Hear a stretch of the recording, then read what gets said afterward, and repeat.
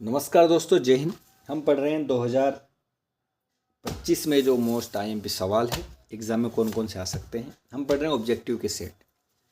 2 set हमने पढ़ लिए थे, ये हम तीसरा सेट पढ़ने वाले हैं और हम इसके साथ एक आखिरी सेट 4 सेट पढ़ेंगे। 4 सेट क्या, इसमें 3 सेट दिए हैं तो चलो 3 ही पढ़ लेंगे, उसके बाद हम आगे करेंगे। 4 सेट दिए हैं, ठीक है। तो हम पढ़ते हैं तीसरा सेट। उसमें दिया है कि 2 धनात्मक पूर्णांक संख्या है P और Q। इस तरह व्यक्त किया जाए कि P बराबर AB² है और Q बराबर A³ B है। यहाँ पे A और B क्या है, अभाज्य संख्या है, तो एलसीएम PQ होगा। एलसीएम पूछा उसने, PQ क्या होगा, तो वो होगा A³ B²। ये A³ और B², ये क्या होगा अपना एलसीएम, ठीक है। बहुपद x² - 3 के शून्यक होंगे। देखो ये क्वेश्चन बार बार एग्जाम में आया है, तो इसका क्या होता है ±√3, ठीक है। अब समीकरण है ये दे दिया अपने को, और मैंने आपको 3 बार बता दिया है कि ऐसी कंडीशन आए अगर यहाँ पे नॉट इक्वल टू अद्वितीय हल, अगर 2 बराबर है 1 बराबर नहीं है, इसका मतलब तो आपको बता दिया पहले कि इसका कोई हल नहीं होगा, और अगर तीनों बराबर हो जाते हैं तो अनंत अनेक हल होंगे, ठीक है। अब अगला पूछा है x² - 4x + 4 = 0 के विवित्तर का मान बताइए। विवित्तर क्या होता है, b² - 4ac। b बराबर क्या है 4, 4 चुक 16 माइनस 4 इंटू में 1 की जगह 1, 4 की जगह 4 चुक 16 4, तो 4 चुक 16 - 16 = 0। उत्तर क्या जाएगा 0।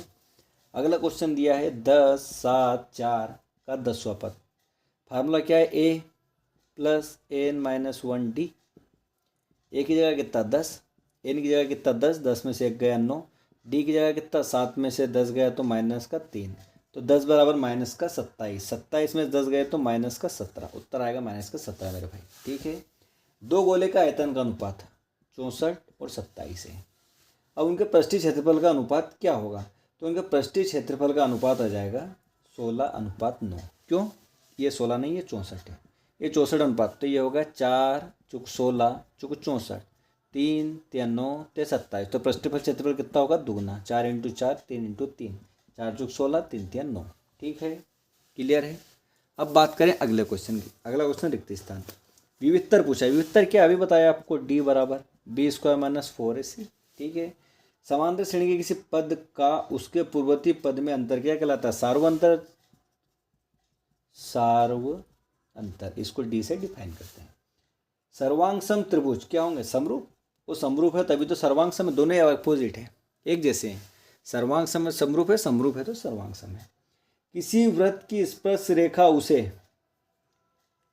एक बिंदु पर प्रतिच्छेद करती है, अनंत करती है, किस पे करती है, तो केवल एक, ये है, यहाँ से निकलेगी थी एक ही बिंदु पर, उसको काटेगी, 2 जगह नहीं काट सकती।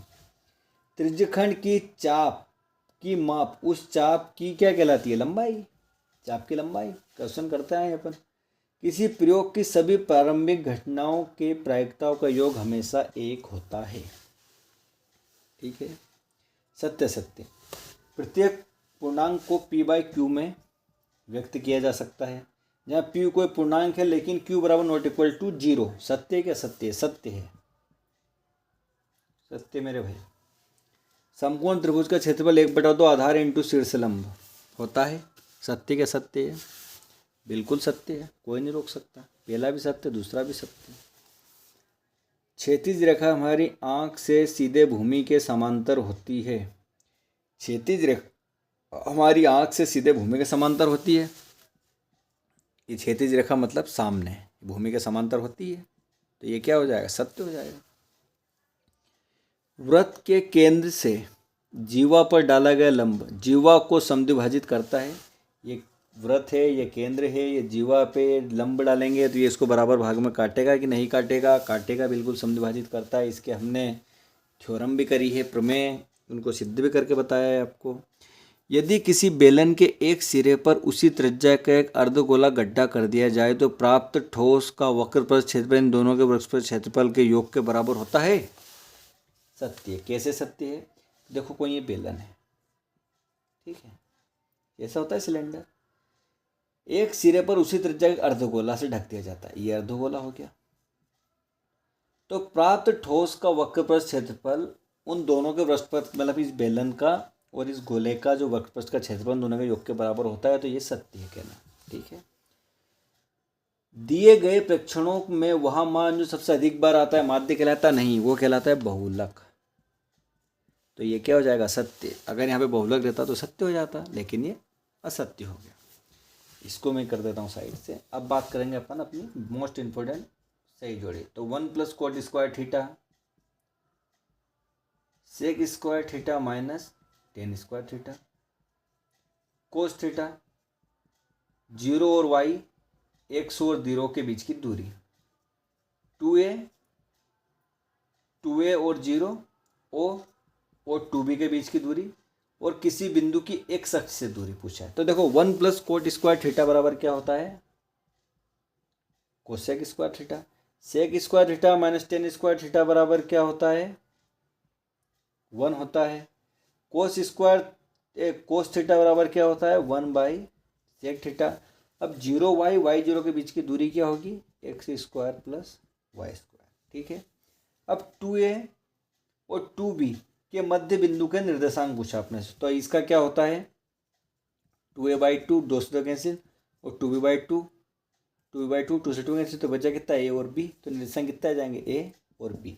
अब वो बोल रहा है कि किसी बिंदु की x अक्ष से दूरी, तो किसी बिंदु की x अक्ष से दूरी क्या कहलाती है, उसकी कोटि। x अक्ष से दूरी पूछा उसने, तो वो कहलाती है उसकी कोटि। ठीक है, ये अपनी हो गई सही जोड़ी। सही जोड़ी मतलब 6 नंबर की आएगी सही जोड़ी, 6 नंबर पक गए आपके। अब बात करेंगे एक शब्द या एक वाक्य में उत्तर की। तो देखो एक शब्द और एक वाक्य में उत्तर से पहले मैं आपको बता दूं, x + 1 का स्क्वायर बराबर 2x - 3 द्विघात समीकरण है। तो ये सत्य हाँ है। क्यों है, क्योंकि यहाँ पे देखो 2 का वर्ग करेंगे तो ये x का वर्ग बन जाएगा, और जहाँ पे x का वर्ग बन गया द्विघात समीकरण हो गया। सीधा सा, ज़्यादा दिमाग नहीं लगाना है।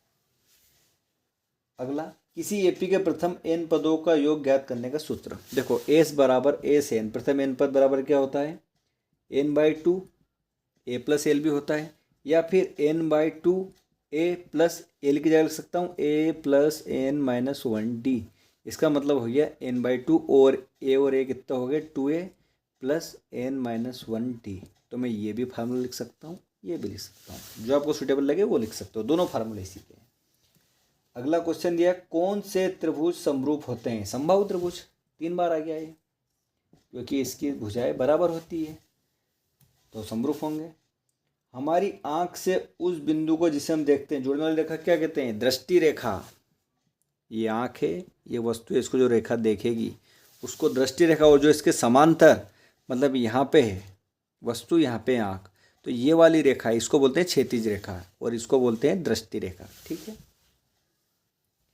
वृत्त के त्रिज्यखंड के क्षेत्रफल का सूत्र। त्रिज्यखंड का क्षेत्रफल तो पता ही है, 2 बार आ गया, θ/360 πr। इसको चाप की लंबाई बोलता था क्या था, θ/180 2πr।